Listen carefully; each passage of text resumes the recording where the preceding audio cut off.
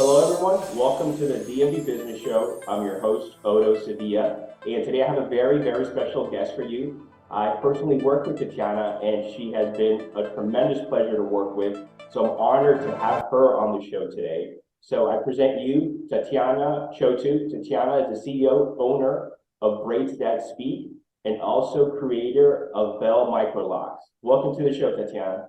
Thank you so much. Thanks for having me. Of course, the pleasure is all mine. So before we go into your personal journey and story, if you can just give the audience a brief general overview of of what is Braids That Speak. Sure. So Braids That Speak is a hair salon that is based in Maryland, Georgia. And hopefully we're going to be expanding to other states soon. So look out for that. But yeah, so we serve Black women with locks and other protective styles, but mainly our biggest focus is locks. So that's what we do. Awesome. Are you originally from the DMV area here? I'm originally from Cameroon, West Central Africa. So I migrated here with my family when I was about 12, 13, but I've always been in the braiding industry, in the hair industry since I came to the US. That young an age. Yeah, yeah. Okay. I had an interest in hair when I was about like 9 years old, and my mom was already in the United States. So all I wanted was just for her to send me a doll. But at that time, honestly, there weren't any black dolls, with kinky hair for her to send to me. So she sent me a white doll with straight blonde hair. And I used that to literally start my hair braiding journey. Yeah. Oh, I love this. Do you remember going back, growing up in Cameroon, as far as his interest with braiding and hair, did you see that somewhere or that just came out naturally? No, I definitely saw it somewhere. So I have a cousin, her name is Sheila, and so Sheila lived with my family, and she was like, I mean, a beast when it comes to all things hair, and she's just like a super creative person. And every time she had a client come to the house, I would just like watch in amazement, and I'm just like sitting there staring at her. I would have when I got my doll, I had my doll right there, and I would try to copy whatever she was doing. And then right before coming to the US, my father, a family member advised my father to take us to like a shop and get trained. So my father took us like to one of his friends' shop, and I got trained. I learned like the basics of hair braiding and hair care. And so when I came to the US a year later, I had just started applying everything, and yeah, I started making money since I was 13. But at that time I didn't know it was a business. I just thought, well, everybody knows how to do hair. I just happened to be one of them. So here you are, a young child, watching, you say your cousin? Yeah. Okay, and you're just observing her doing hair with her clients, and then you finally get the doll from the United States from your mother, Hmm. and it's just crazy how little things can impact a child at such a young age. Yeah, Uh, absolutely.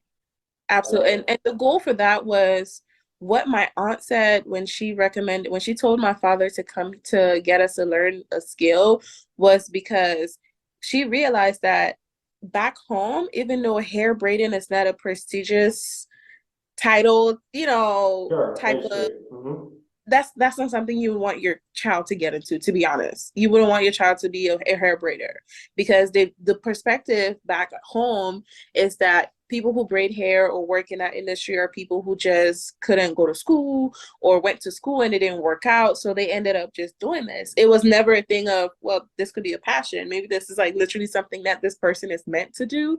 It wasn't even that. So but here, my aunt had been here for a long time, so she was like, well, in the US, people appreciate those type of skills and pay good money for it. So, Hmm. at least she would learn a skill, come here, apply it, and literally start making money on her own terms. And also, to help my family as well. So, Sure. So you actually started very, very young. Like, mhm. typically when I see people who go into any type of industry, they definitely don't start at, under 12 or 13 years of age. Mhm. You barely see that nowadays. Yeah. Oh, yeah. Yeah. No, nowadays it's fast. Everybody wants it fast and easy and quick. And Yeah, but I mean nowadays people are starting young too. I mean if I have a daughter, I plan on starting her pretty young as well. So just because, the earlier you start, the better. But it Sure. really did shape my life for good. Even though I just worked part-time just whenever I wanted to for years. And like I said, I never considered hair as a business. Never. It was just a hobby. It was just something that I was really good at and talented at and was recognized for. And I just left it at that. I never thought, oh, you can really make something out of this. Not until I was so dissatisfied with my IT career, to the point where I was just like, yeah, I'm done. And when I left, I was like, well, there are two things I'm passionate about: nutrition, health and wellness, and hair. But I felt like with nutrition and health and wellness, you got to have like certain, credentials to be able to really apply that and make money. And so I was like, yeah, nah. But hair, I've been doing this since I was 13. I Mhm. already have the experience. I already have learned so much. So I can literally start applying it right now and making money. So that's what I did when I left my corporate job, and I haven't looked back. That's awesome. Tatiana, if I can take you back for a brief moment, back in Cameroon, how was it growing up back there? Because I'm sure it's two totally different worlds, Cameroon to the United States. Yeah, no, as a child, growing up back home was really cool. I grew up with my cousins. We have a lot of family members back home, so it was super fun. We had a great time. We're always like climbing on trees, plucking avocado from a tree, mangoes from a tree, guava from a tree, from trees, just playing around. Like I remember just it being a very, very playful time of my life. And I really, really enjoyed that. I really, really did. So it was cool. It was cool, girl. I really miss home. Awesome. You said your mom was here, right, in the United States? Yeah, so my mom migrated here first, and stayed here for 3 years to work and, be able to afford for us to come with our dad. So yeah, And this, when she left, you were what, around maybe nine, eight, yeah, 10? yeah. Okay. So did Hmm. you understand that hey, here's mom and she's leaving the household to see if we can have a better future in another country? How did you take that? I mean, I think I was so young. I don't really remember thinking much about it. I just know she just wasn't there for a couple of years, and Mhm. I mean, it was a dream at that time to come to the US. So I was just happy that she was here. And it wasn't like I I knew that the trajectory would be that we would come here as well. I was just happy that I had a family member here. And that was exciting to me. And I was also in boarding school at some point. So I was busy with, kid Sure. stuff and school. So I don't really think I thought too much about it now looking back. So when you arrived here, you said you're 12, Yeah. and do you come directly to the Washington, D.C. metro Yeah. area? Mm-hmm. Okay. So I assume mom was here, so you come here. Yeah. Yep. Okay. And I have a lot of family members, extended family members here in Maryland, in the DMV. Yeah. There's a vibrant African community here in the area. Very strong. Yeah, Very, very strong, yeah. especially from Nigeria in this area. West Africa. Yeah, Hmm. yeah, that's Yeah. true. So you come here, when you come here, first time in America, or have you been here before? No, first time. First time. Shell shock, what'd you think? Very different from back home. I was like, it's cold as heck. Oh, did First you of all, come in winter? yes, we came in October. Oh, And fall, okay. yeah, I don't know if, they didn't think about it, but we didn't bring jackets or any of that stuff. I think I just had like a jean jacket and a jean skirt, like a denim skirt. And so, oh my gosh, it was stupid cold. But everybody was so excited. We are so, welcome, because I mean it's a big deal to be able to bring five members of a family to travel. So Mhm. when we all came, it was just a very joyous moment. So, but my first thing was, wow, it's cold. That was the first thing I noticed. Yeah. Yeah, Mm. it is different. I remember I came here at a very young age to this country, but my first time going back home, we couldn't for a while just because of legal status. But we had to Same get here. yeah, so we had to get a special exemption because my grandmother passed away. So our return back home, I'm maybe 13, I'm a teenager, and I can't remember because I left at such a young age. I don't remember anything. But it was quite an experience, just the opposite of you. You coming to this country, and I'm sort of returning home for the first time with my parents. Yeah. But it's an experience I will always remember for the rest of my life. Yeah, that's interesting. I can, Yeah, especially since you've never been there and sorry, not like you hadn't been there. You were so young and you yeah, don't I remember was. much. So that's whew, I can't imagine that. Yeah. So you come here and then you immediately you start doing this as a hobby, you said to here, but you go to school and then you Yeah. mentioned your IT career. So you finished Yeah. high school. Do you know then you want to go into sort of tech or IT or what happened? What made you decide to go that route originally, IT route? So when I graduated in college, I braided the entire time in college. That's how I sustained myself. Unfortunately, I lost my father right before going off to college, and so things were hard. And I didn't want to burden my mom. I wanted her to not to worry about me. And so anything I could do on my own, I took care of it. So I was braiding in my dorm and just serving people and that's how I literally survived. Meanwhile, a lot of my friends had to go get jobs outside of school. I still Hmm. didn't even appreciate what I had because I thought what they were doing was cool. Like that was cooler than what I was doing. So I never really appreciated my talent and my gift.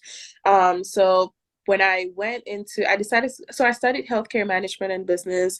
And yeah, at that time, Obamacare was on and popping. So I got into it and it was wild. It was crazy. I was overworked and underpaid, and I just didn't like it. I loved what I did, but I didn't like the pay at all. So Hmm. I decided to learn business analysis, and that's how I got into IT within a month of studying it. So Oh it was a wow. really interesting switch. Yeah, Where'd you go to college? Towson Okay. in Oh, so Baltimore. local, Maryland. Okay. Yeah. Okay, great. So Mhm. then you go into IT, but are you still in college when you do this? No, this is after I had graduated and I worked in healthcare for about 2 years and I randomly got laid off from my job. And that's what really pushed me to get into IT. And I got in and I started working in like the project management, agile world. And it was really, really, really cool. It really was. I enjoyed it, but I just didn't I I I knew I didn't belong there. Hmm. I just knew it. I didn't like going to work. Like I liked, I did a great job, but I just didn't like being there. So yeah. Sure. And at this time, you're always on the side doing hair, right? Braiding and everything. Actually, no, I had Oh. completely stopped braiding for about a year, 2 years. When I was just working in healthcare, I had Hmm. completely stopped just because I was like, nah, I've graduated college. I'm not Right. doing that. That ain't for me. Uh-huh. I'm done with the hobby stuff. Yeah, and I think maybe for a couple of years I just worked in my corporate jobs until I got really, really, really fed up and started listening to podcasts. So a friend of mine put me on a podcast and I started listening to this lady, her podcast, the name is like Don't Keep Your Day Job. And I forgot her name. And when I tell you, I would listen to that to work and from work and that was literally my doctrine. Like she trained my mind to like think outside the box, and that's when I was like, it hit me. Oh my gosh, I don't have to do this. I don't have like I'm clearly not in alignment. Oh, and I had been going on retreats as well. And so my current business coach was the person that was like putting on this retreats. And so every time I would go there, I would just come back a different person. And I'm like, oh no, I have to. That's when I learned about alignment and like making sure I was in alignment with my calling. And it was from there where all the sparks just started. And then the podcast just helped connect the dots and built my confidence to actually do it. So yeah, everything I just full circle. I love this. This business coach, was this you personally going out and getting it, or was it through your job? No, so this was actually a client, a friend in the community who became a client. I've been doing her hair for years, and she actually helped me get into IT.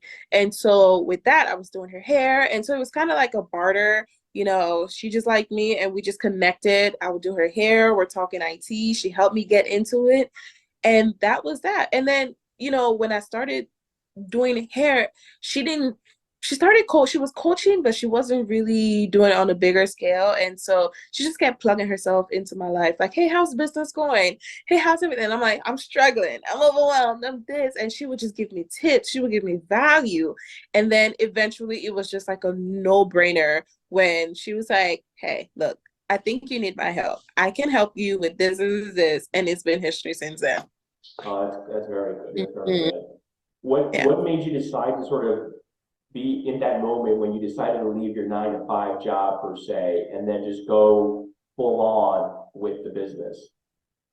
One of the biggest things that made me decide that was because I didn't like how one of my coworkers was being treated. He was a Nigerian guy. This guy was so talented, like super talented, knew everything about that company, helped me out when I got there. And I felt like he was way knowledgeable than a lot of the other people that worked there. And he Mm. had been applying for a promotion, which she was beyond qualified for at that point, and was just not getting it. And I felt like the color of his skin had something to do with it, and I just didn't like that. And so I had to think to myself, well, I don't like to stay in one place, in one role. I like to move up the ladder. And so, is this going to be my future? Is this something that? And he's a man, and I'm a woman, and there like all this inequality is going on, and I'm just like, yeah, I don't think I want to deal with that. So for me, when he left, I had planned on like working till December, but when he left in October, I was like, no, I'm not, definitely not staying here. I put in my 2 weeks and I did. But before I did that, I planned. I had to be strategic. It's not smart to just leave your job just because somebody else is leaving, right? So no. Besides that, I was like very strategic about things. I had to be sure if hair braiding or hairdressing was going to give me the income that I was making at my current job. So my goal was, I'm going to test this out for a couple of months. So I think I did it for about 3 months. And every day after work, not every day, maybe 3 times a week after work, I would push myself and do somebody's hair. And I did that for about 3 months. And all the money that I made, I would literally just put it under my mattress, not touch it. I didn't have a plan for what I was gonna do with it. I just, I didn't want to mix that money with that income with, other, because I really wanted to keep track of it. So when I did that after 3 months, I had saved about $5,000. And my biggest thing was trying to figure out, because it's one thing to get one client a day. Will I be able to get 2, 3 clients a day to be able to sustain me, or to make the amount of money that I just wanted to match my current income. That's it. I wasn't thinking bigger, bigger than that at all. But once I saw how much I made, it just working an extra 3 days a week, I was like, oh wait, hold on. That convinced me to leave sooner Sure. than I had planned to. And, Hmm. and at this time, Tatiana, the people that your clients that you're working on, is it all word of mouth, or were you doing any type of marketing or advertising or anything like Right. that?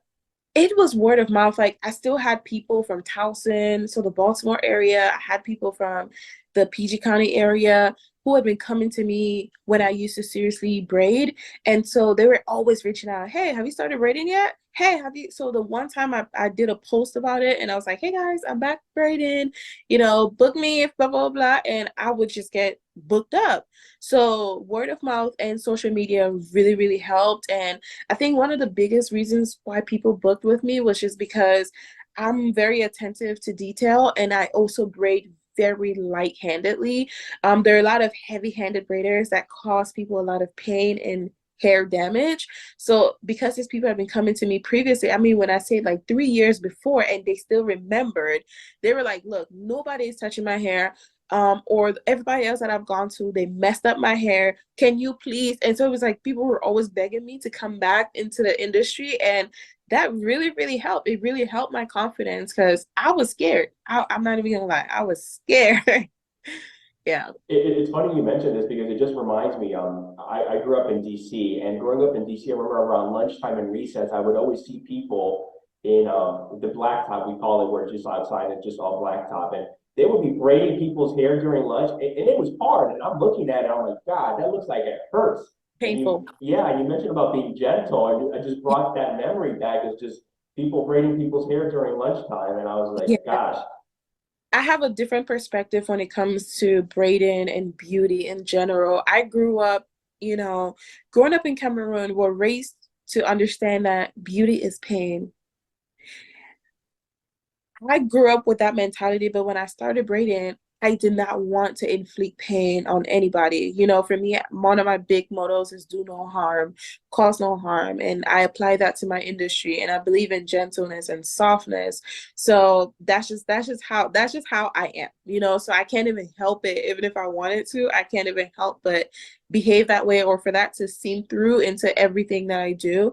And so when I did that, clients could literally tell, and I became really good at connecting with my clients and talking to them and asking about the challenges with their hair. So I was able to apply a lot of the skills that I learned in IT, in my IT career, and apply that because I was thinking, okay, look, all right, this is how they treat customers. This is how I was trained. Like you really have to think about the customer. You really have to focus on the customer.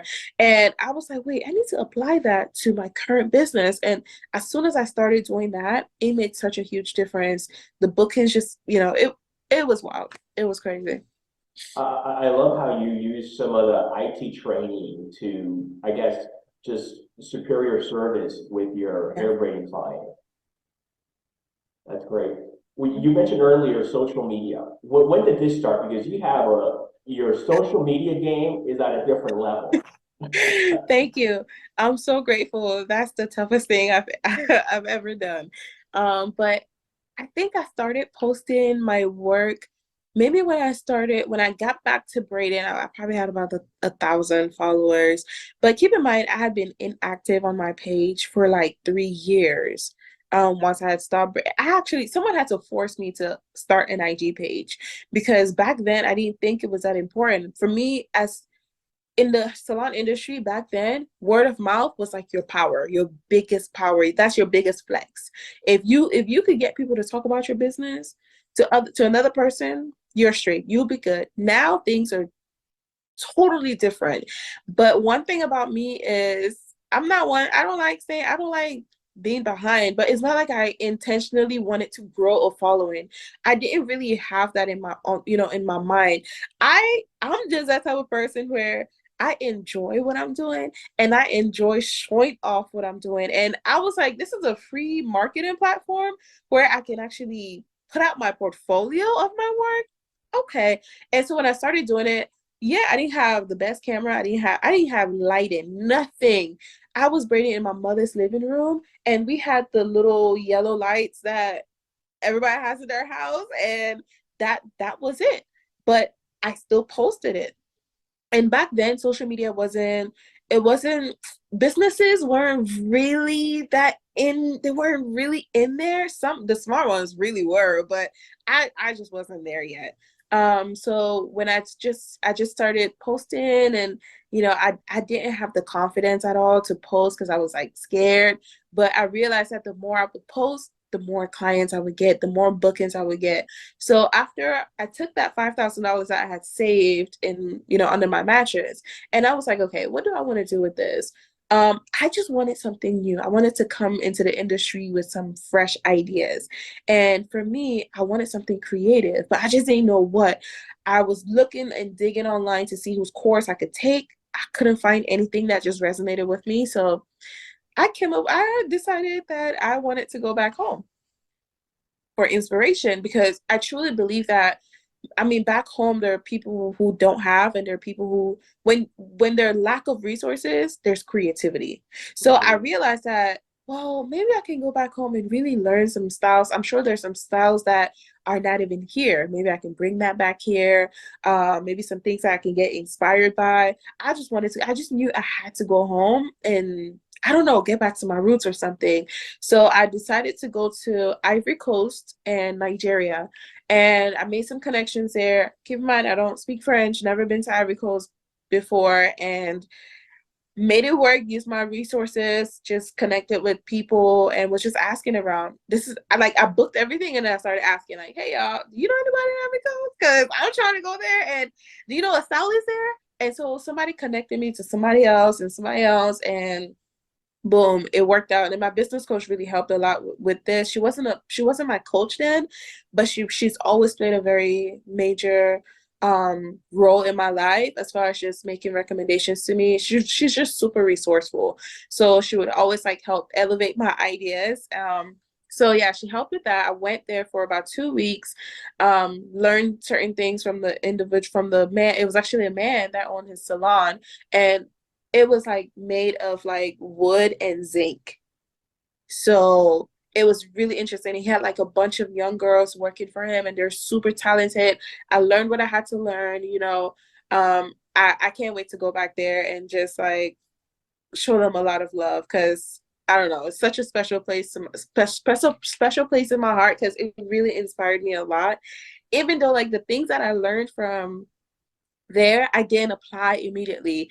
I actually got exposed to locks while I was out there. And I came back, I did not touch anything concerning locks at all. Nothing. So at some point I felt like, did I waste my time there? But I just kept moving on. So by the time I left Nigeria, a week before I left, I decided to put out my schedule, because I've been posting about my trip. I've been posting about different things that I was learning. And once I posted my schedule for the month of January, February, March of the next year, because it was December while I was still in Nigeria. So when I posted my schedule for the following year, the first 3 months, within a week, I was completely booked out for Bomb Twist. And Bomb Twist was one of the services that I was offering that it literally stumbled on my feet. A client brought the hair and was like, hey, do you know how to do this? I figured it out, and it looked great. And Bomb Twist, I had no idea, was one of those services at the time that was literally taken off. And once I did, I mastered it. And everybody just came to me. It was like I was the Bomb Twist queen. So everybody came to me for that service. I was booked out for that service. And one thing about me, I'm fast and I do high quality work. What? And it doesn't hurt. Oh, people were sold. And so they were like, nope, I want you, only you. And so that's really how I really got into the industry, like seriously, full time. So that blew up the business then, focusing on that bomb twist back then. Oh yeah. It definitely did. So I always recommend to anyone coming into the industry, find one thing that is, one, high in demand, two, that you can master quickly and practice on, three, master it and practice it and literally be the baddest. Like, make it so that, look, nobody else can go anywhere else, because everybody that they compare you to just doesn't match up. Once you do that, people are going to come. Like, you're gonna draw people regardless, clients. So I always say that to any, like, the people that are like trying to enter the industry now. And at this time also, you're documenting and posting all this in social media, right? Yeah, but not really. At the same Okay. time, I was still kind of scared, because I'm like comparing my stuff to other people's posts, and I don't have the lights, I don't have the camera. I had like a super old phone, but people did not care. That's one thing I realized. People didn't care. I may have grew to maybe like 5,000 followers, but that didn't matter. I was still super booked up. Like, if I put out my schedule 2, 3, 6 months, I would have been booked up for 6 months. So Wow. yeah, I didn't care too much about my following too, because I was booked up anyways. Yeah. Yeah. But I realized that, I mean, Instagram definitely played a major role. Majority of my clientele came from Instagram. Okay. 100%. The 5,000, how long ago was this when you had 5,000 followers in the account? 2019. Okay, so almost 4 years ago, let's say. Yeah. And Hmm. at that point, how long were you in Instagram when you were at 5,000? I had been on Instagram for a while. I just wasn't active Many at years. all. Okay. Yeah, in years. Yeah. Okay. Yep. And, So, and, and the reason I'm asking this, Tatiana, because people come and please go check out her account. She has over 100,000 followers now. mm, But I want people to understand that it's not overnight. It takes time. And the good thing with you is you caught Instagram at the right wave when it yeah. was coming and you surfed that wave, which was Yeah. great. Even Um, though I didn't know that's what I was doing, I was just trying to show off my work and my beautiful parts. And I saw that people were responding to it. And I was like, oh, y'all like this? Okay, I'm gonna do more. And then I started researching, okay, lighting. I started getting the best phones and I started doing that. And the more but for me, I did it for me. Right? Because I was like, I'm so in love with my work. I just want to like go home, like just scroll back and just look at how beautiful this thing works. But I'm just gonna share it with y'all so you guys can enjoy it too. So it was truly for me. It wasn't even like, oh, I want to get to this amount of followers. But I mean, once I started growing and got to like 20K, then I was like, oh, okay, we're up to something here. We're up to something. But no, I would say when I created the service I'm really known for now called Belle Microlocs, that's what really took things to the next level. and that was around 2019. No, so 2019, I was doing like a bunch of different services, but mainly bomb twists. And so I had clientele booked out. Like I was super, super booked. And then towards the end, I hired a couple of more people to start working with me. And then 2020, they worked with me a little bit more, and then COVID happened.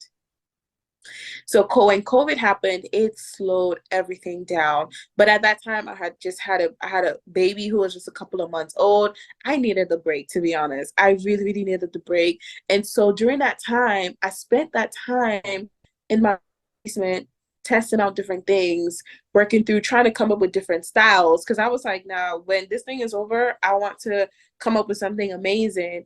And so I kind of did, and then that blew up too, right? Like literally, and then as soon as like they gave stylists permission to start braiding again, um, I blew it's like another aspect of bomb twist. So bomb twist blew up even more with that. And so while I was doing that, so I did that for like let's say half towards the end of the year because it didn't due to COVID regulations. I think I didn't start braiding until like the fall again. So we're off for like 6, 7 months, and then from the fall to the end of the year, I resumed doing bomb twists, and then something interesting happened in 2021.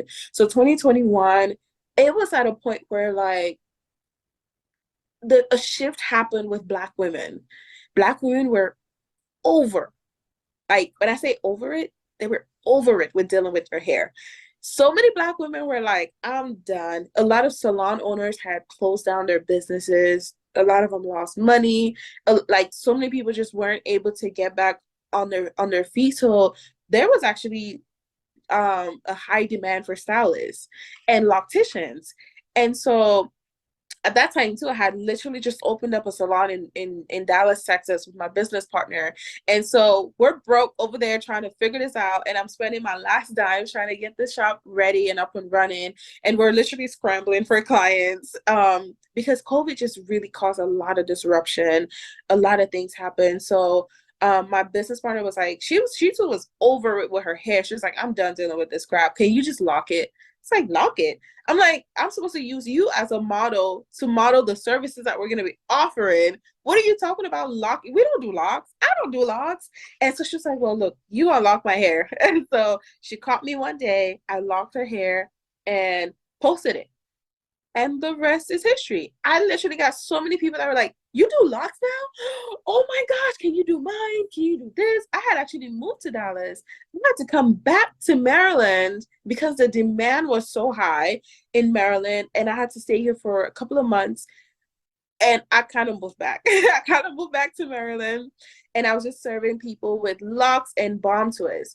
And then another thing, an opportunity came up. A lady was like, hey, I'm having challenges with my hair. I'm a grandmother. I'm a wife. I have 3 jobs. I don't have time for this. do something with my hair, but I want it to be permanent. But I also don't want to lock my hair only with my own hair because it's too short and it's not going to look pleasant for me. I want something that's long like this, but so she wanted me to pretty much attach human hair extensions to her hair for it to help it lock and grow faster. So she didn't want to start off with hair like this short. She wanted to have the more versatility. And so I was like, yeah, ma'am, I don't know how we're gonna do that because I don't do that. And she was like, no, yeah, you can. And we figured it out. And I tested it out on her and it worked. So that's one thing about me. I'm never, even if I don't know how to do something, I may say no the first time, but I will find a way. And so we found a way and it worked. And I posted it on Instagram like I always do. And I was like, hey guys, I kind of did a thing. And yeah, left it at that. And then I went back to my business and I'm like doing my bomb twist. I'm already booked up for that. And so I'm trying to figure life out with that. And then I just started getting a lot of DMs. Like, this is like, it took about 2-3 weeks for that to happen. I started getting a bunch of DMs like, hey, what are those? Hey, what? Like, wait, what? You can do that? That can be done? That's something I've never seen that before. And I was like, wait, y'all never seen this before? I just thought it's something that somebody else, I knew somebody has done this before. Like, there's no way you could have told me nobody has done that before. So they're like, no, I've never seen this before. And you're telling me this is permanent? I can do this and look cute, like literally on day one? What? And so people started hitting me up and trying to book me. So I started doing a couple of installs and yeah, the rest has been history. We literally, yeah, everything just blew up from there, literally. So that was the creation, the start of Belle Microlocs. Yeah. Okay. Wow, what a story. What made you decide to move to Texas for that moment? Because I wanted to be around my business partner, and also my partner lives in Dallas, Texas. So I wanted to, I wanted us to raise our kid there. I actually lived in Texas for a while before coming back to Maryland, before going back. So I've always been going back and forth between Texas and Maryland. Okay, Yeah. that's good. Tatiana, what would you say drives and motivates you today? Wow. Impact. Impact. Impact drives and motivates me. I'm always looking for a solution for Black women, because with Black women, hair is not just hair. It's deeper than that. Hair has so much context, so much meaning, so much history with our hair. And I felt like Black women, like we're always being told what to do with our hair. We're always being restricted one way or another. And I just wanted something that is low maintenance, versatile, beautiful, just something that would just elevate a Black woman's confidence. Because one thing I know about Black women, and for myself, if my hair is not done, I'm not going. I don't care if I have a $500 dress in the closet. If my hair does not look good, I will literally not attend. I will cancel on things. And this is like a known fact. Black women will cancel on things if their hair does not look good. So I just wanted to make an impact in the industry, and I wanted to create something for us and just give Black women more options so that our hair will grow healthy, beautifully, and thrive. Awesome. You were mentioning your team earlier. How do you go about finding the right team, the right business partners to team up together? And I know also you teach as well. Yeah, no, oh man, finding a team is hard. In the beginning, for me, it was literally just prayer. I would just pray like, God, just help me find the right person, because our industry has a high turnover rate, high, because also there's a lot of abuse in the hair industry. A lot of stylists don't get paid properly. A lot of people don't do right by other people. So for me, I do everything with a pure heart and good intentions. And I truly believe that God rewards that. So my faith has a huge role to play with that. But also, I fire fast and I hire slow. Yeah, Yep. that's good advice. Yeah. Speaking about advice, if someone were to come to you, Tatiana, they wanted to open their own business, maybe in the hair industry, maybe not. What are some pointers and things you would give that person? I'll be like, are you sure you really want to get it? You want to be an entrepreneur? Because it is no joke. It's not for the faint of heart. Are you okay with um not being in control? Are you literally okay not being in control and for things to literally either go well or go bad and you still have you find a way to have a good attitude about it? That will literally be the first thing. Because yeah, it's easy to start a business. It's easy to go set up an LLC, but it's very, very difficult to maintain a business. It's very difficult to grow a business. So I will make sure they're very, very sure. But for the ones that say, yes, I'm sure, I'm motivated, all that stuff, they have their ducks in a row, I would definitely say find somebody in the industry that you admire, somebody that's already doing it. There's no point reinventing the wheel. There's no point. And they have access to Instagram and social media now, and so many different people are on there. People are showing themselves. Find somebody that you admire, somebody that aligns with you, and somebody that's willing to share what they know with you, their knowledge with you, and talk to them and say, can you mentor me? Can you coach me? And go that route. And it will save you years of mistakes. Years. It's so true. There's so much information out there now. Exactly. Don't go try to figure it out by yourself. There's literally no point. You're gonna waste a lot of time and you're gonna make a lot of mistakes. Like I wish I had done that. I wish I had done that in the very, very beginning and paid that person whatever price, because it may be expensive up front, but you get that money back in a much, much, much shorter amount of time. It's true as far as being an entrepreneur. I mean, I can see that firsthand. It's easier if you want to go the W-2 corporate or 9 to 5 route, just because the amount of time and effort that you have to put into this, even after hours, in the evenings, in the weekend, your mind's always going. You're 24/7 thinking about this thing. 24/7. It, 24/7. it never stops as far as how to grow the business, how to promote it, or you mentioned the team and hiring and all that that comes along with it. It's almost easier just to go to corporate route and you have all this not to worry about. Absolutely. Yeah. Absolutely. Are, And are, it's unpredictable. So are you okay with that? To me, the unpredictability of business, that kind of keeps it interesting to me. Like even to see that, okay, yeah, you may be down about some things, and then to learn from it, learn from it, restructure things, put it into practice and see it work. I don't know, that's magic. That's like it's the most beautiful thing to me.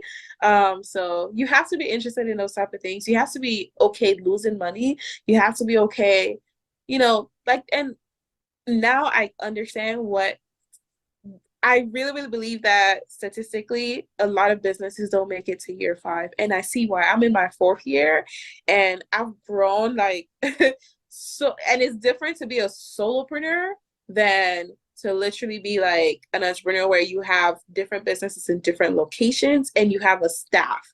That's a whole different ballgame, a whole different level. So it's really levels to this. If I was a solopreneur, I feel like my life would be easy, like sure. so much, so much easier. But then I wouldn't make the impact that I want to make as quickly as I want to make it. So, Speaking of staff, overall, how many people you think with all the locations you have altogether, roughly? we're in the process of hiring. So right now we have about 30, a little over 30, about 30-ish. Mm-hmm. And as you mentioned, it's not easy managing all these people. So I'm sure you have help there as far as the day-to-day, the operations and management of it, right? Some, Some? yeah, Oh my gosh. it's a lot. It's a lot. Yeah, Not easy. yeah. It's very difficult to find people that can do the job correctly. So in the beginning, this is still the beginning for me. So I have to do a lot of things still. Some things are, have been taken off my plate. I have staff to do certain things, but there are some things where I know for sure once I get the processes better and easier, it'll be easier to bring somebody on that can just maintain those processes. Are you still doing hair every day? So I train. No, I don't. So I'm not behind the chair. The only time I'm behind the chair is if I'm probably training new staff, but I'm trying to figure out how to not be in the business, how to not work in the business, but to work on the business. So I myself am like going through a transition right now. with that. Yeah, I understand. Tatiana, Yeah. do you think, are there any specific habits or traits you feel that you have that have helped you, whether for the business or just on the personal side of things? Yeah. My faith. My faith in God definitely keeps me going. There's a lot of disappointment in business. There's a lot of setbacks. There's a lot, like, every day is a different day for me because I'm just like, but because of those things, because I believe in God and I rely on God, I know that I expect bad things to happen. Not because I'm a negative person, but because I wake up like, okay, what today? I'm ready. I'm ready for whatever's to come. Because it's worse to sit there and think, oh, nothing bad is gonna happen, and then something bad happens and it shakes you. But I'm just like, okay, what today? What am I gonna do with today? I'm ready for whatever today is going to bring, and I know that I have the tools in my toolbox to deal with it accordingly. So I would definitely say the first thing is my faith. It really helps me to deal with the unpredictability of entrepreneurship. Also, it's also just like seeking guidance, asking questions. I'm a very independent person, but I've learned that in business, it's okay to ask. It's okay to say, "Hey, I don't know this. What's this about?" So I work with my business coach a lot, and so she helps to guide me, and she's helped me out like tremendously. So yeah, those are two things that I would say helps a lot. And also my attitude. My attitude really helps. I have a positive outlook on life in general. So I take things differently. I always strive to, because of business, like for me as a CEO, I have to keep in mind that I have to balance out meeting the needs of our clientele and meeting the needs of my staff. So, and sometimes the lines are very blurred there, but I always try to think of the people that we serve. At the end of the day, they're the most important people. And so I always prioritize them. And so I try to find a good balance between making sure that my staff feels valued and appreciated.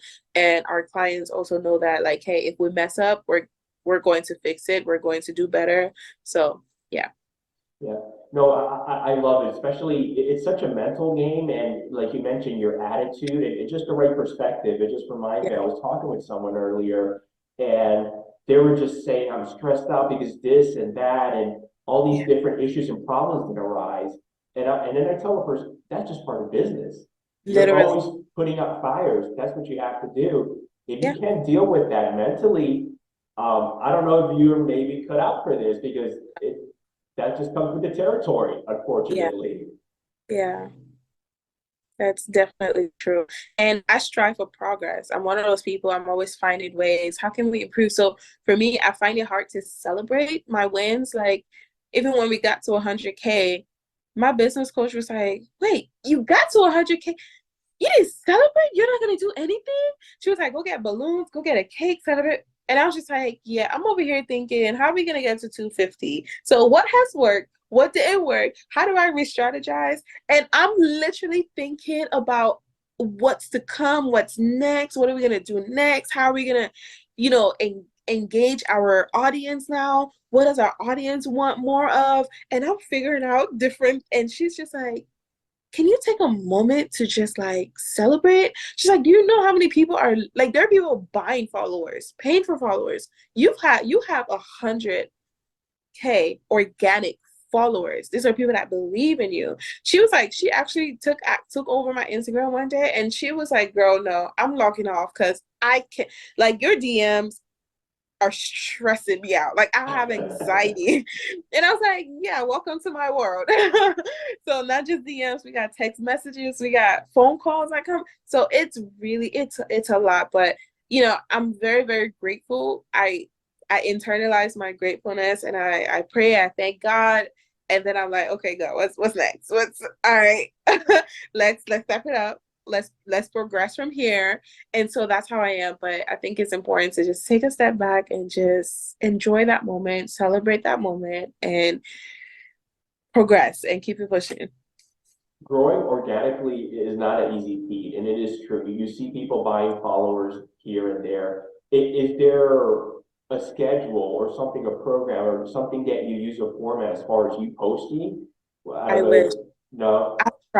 I've tried to be, if I literally could just focus on my job, my task, and not do everything else that I'm doing, trust me, I think my Instagram would be immaculate. You know, like I would have a whole structure, I would have a whole thing, but I'm spread so thin. I try. We have so much content. Imagine we probably serve, let's just say in the two locations, we serve, let's just say up to 10, at least 10 clients a day, right? A day. That's content. That's 10 different pieces of content each Mhm. day. And we work Monday through Monday. Like we don't have any off days. So that's content, continuous content. And so I don't have a problem of content. I just have a problem putting the content together. Sure. And with my group, it's not like I can just put out any type of nonsense. I have to explain, I have to educate, I have to provide context. There's a lot of thought that has to go into it. So it's hard for me to just bring somebody in and train them, say, here, do this. No, you have there. I'm not willing to let go of that type of control yet because I know how to explain things better, and hopefully one day I'll be able to train someone on how to do that. But for now, no. Are No. you the only one doing the social media and the posting and all that? Yeah. Yeah. Wow. I do have staff that helps out with like responding to comments because I'm like, that I cannot do. But I also, a lot of the times I go in and I respond myself. So And you're mhm. posting daily, or is it a couple I times a day, or what do you try. try to do? I try to post daily, but I won't lie. There's some days where I schedule posts, and then other days I'm like, oh my gosh, all those posts are gone. Like I gotta create new content. I'm like so tired. I'm exhausted, but um, I try. I definitely try to post at least one time a day. It doesn't always happen. There's some days where I will literally go a week, and I'm just like, look, I'm tired. I'm over social media. I don't feel like being online. Like I'm Sure. tired. But I really do shoot for at least one post a day or two a day. Okay. Mhm. What would you say is your biggest challenge with your role in the business today? I'm doing everything. I'm doing a lot. Like I'm still working in the business and on the business. So I need to step away from some things. I need to bring in people that are well trained to do different things and take some things off my plate so I can really focus on social media, which is our bread and butter. Just tending to our audience, tending to our clients. Yeah. And right now, most of the focus is in Instagram, or are you also trying to incorporate other platforms and focusing on Right. that? I haven't even looked at Facebook. Like Facebook, like our posts connect to Facebook, but Yeah, if I go on Facebook, on our Facebook page, it's probably like twice a month if if I remember. sure. TikTok, I try to stay on top of TikTok, but it's tough. But for now, just Instagram is literally where we focus on. But if I could literally just give more attention to TikTok, I think it would help a lot. And TikTok is great because TikTok anybody would see it. You know, Instagram is like they show only a certain percentage of your people before they decide to show more. So I don't really like that, but I try not to focus on that. I try to just say, you know what? This is my work. At the end of the day, I don't know. God has been blessing us with clients. I'm just gonna keep doing what I'm doing. I'm just gonna keep posting our work and showcasing our work, and that's it. I'm not gonna worry about the algorithm. I'm not gonna worry about all this extra stuff that's happening. That's good. Yeah, I Yeah. mean, I hear many times with other clients, Tatiana, TikTok is blowing up their business, all types of businesses. Yeah. Yeah, Yeah. because it's based on the interest graph, very different than the algorithm that Instagram uses. Yeah. No, Yeah. TikTok blew up Belle Microlocs a lot. It really blew up on there in 2021. It did tremendously. Yeah, tremendously. So, yep, I'll get back on there. Coming to an end here soon, what do you know now that you wish you would have known at the start of your business career? Oh man. I wish whew, I wish I had started sooner. I wish I had started sooner. I believe in to me the people that have gone ahead like that are like really really there's some dope entrepreneurs out there. They always say it's important to fail fast. So people think failure is like a bad thing. I see failure as a good thing. So every issue that comes up in my business, every setback that comes up in my business, I think about it differently. I don't look at it as an issue per se or hang on to that issue. I look at every issue as an opportunity to improve my business processes, to improve my employees, to improve my clients, to improve how we do things. So it's just like the way I think about it, sometimes you think about how like law, like certain law and order, or certain things, how law is made, right? It's because of bad things happening, and then they put certain things in structure to make sure those things don't happen. It to me, I apply that is the same with business. You learn from your mistakes, you learn from it. So I'll pat myself on the back more. I would just enjoy the journey more. Uh What else? Oh my gosh. And I would have gotten a business coach way sooner, a mentor of some sort way sooner, and I would have started this business way sooner. Yeah. Like now looking back, I'm like, if my parents had the skills, if they understood business as, as I've come to, I wish they had just like pushed me more into that direction. I just wonder what I would have, oh my God, I'm just wondering what it would have been amazing. But there's never it's never too late. It's never a bad time. Everything in its time. Yeah, you're always Yeah. learning. But you know what? If you mentioned the IT, and it sounds like from there you learn a lot as far as listening to your clientele and asking Oh the my right gosh. question and communicating, relating to them more. So that was a tremendous help for Yeah. you. Everything comes full circle. Even with my processes, my professionalism, that's one thing a lot of people, I was doing a lot of those things even before a lot of stylists started doing it. Like I don't do walk-ins. I don't do what typical salons do where you can just show up at the door. Oh no, like everything is scheduled, everything is booked. There's a process for everything, just organizing things. And still a lot of salon owners don't have those skills. And that's something that I'm I'm trying to do on a bigger scale. So it's not easy, but yeah. Sure. What does the future look like for you in the business the next couple of years? Oh, that's a good question. So I am working on the salon space right now in Clinton. So I'm just trying to get that set up within the next 3 to 6 months, get everything set, ready. That's gonna be a beautiful space where women will literally feel like you will feel like you're going to a spa to get your hair done. Like that's what it's gonna feel like. So working on that. I'm also trying to expand to no, I am going to expand to other states, hopefully. So there are a lot of things. I don't know. In the next few years, it's just scaling, expanding, and just perfecting our processes. So you're currently in Dallas, Texas. If you want to share with the audience as far as locations and all that, please. Yeah. So our salon in Dallas, Texas, co-owned with my business partner Raisa, is called Bomb Hair Studio, and we're in Addison, Texas. And then Braids That Speak has 2 locations for now, which is in Clinton, Maryland, and Lawrenceville, Georgia. So hopefully we're targeting California. We're actually going to be going out there for a tour in August to test out the market and see, see what people think. We're getting a lot of demand from there. And so yeah, we'll see how it goes. And then that may literally be the next place. And then in next year or so, we plan on doing more tours to different states because we know that everybody can come to us. So we want to make it easier for our clients to access us and reach us. So we're going to be moving around quite a bit next How do year. you know where to expand as far as one market? Is it where the demand is, or are you listening to Oh my the? gosh. Our clientele would tell us, our audience would tell us, like whenever we just make a post and we're like, hey, where do you guys want us to go? They're in the comments like, come here.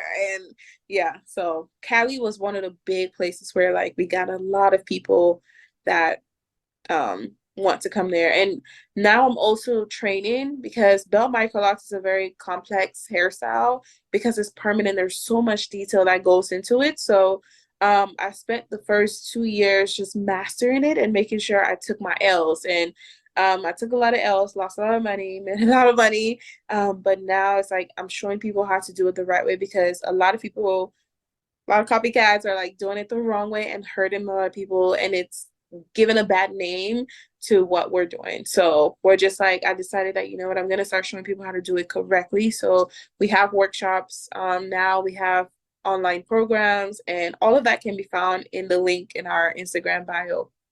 Love that. When you're that busy operating and growing the business, what do you like to do for fun in your free time? I'm a mom, so I like to spend time with my son, which I don't do enough of, and I like to sleep because I don't get enough sleep. I like to sleep. Also for fun, I actually go to the salon and work with my employees and just talk to the stylists and talk to the clients, because I get a lot of ideas when I'm in the action of braiding or locking somebody's hair. So How old is um, your son? he's 3. Oh, wow. Okay. Yeah, I would love to travel more. So when things kind of get settled, I would love to travel more. But I was spend a lot of time with my family. I have a big family, and I feel like I've just deserted everybody in the last 4 years, just trying to get this business stuff together. But it'll be worth it. Awesome. Tatiana, if people want to learn more about you and Braids That Speak and Belle Microlocs, where can they go to, please? Sure. Go to www.braidsthatspeak.com, and it's braids with an S, that speak. And then you can also find us on our Instagram page at Braids That Speak. And the link in our bio literally has a ton of good information. We're on TikTok as Braids That Speak. We're on Facebook as Braids That Speak. Please, you're welcome to join our Facebook community called Belle Microlocs Community, and that's where you can just find out a lot of information about Belle Microlocs and see like-minded people. Great. Thank you. Yeah. Thank you so much for coming on. It was a pleasure having you. Thanks for having me. I really appreciate it. Of course. My pleasure's all mine. Thank you. Bye. Bye.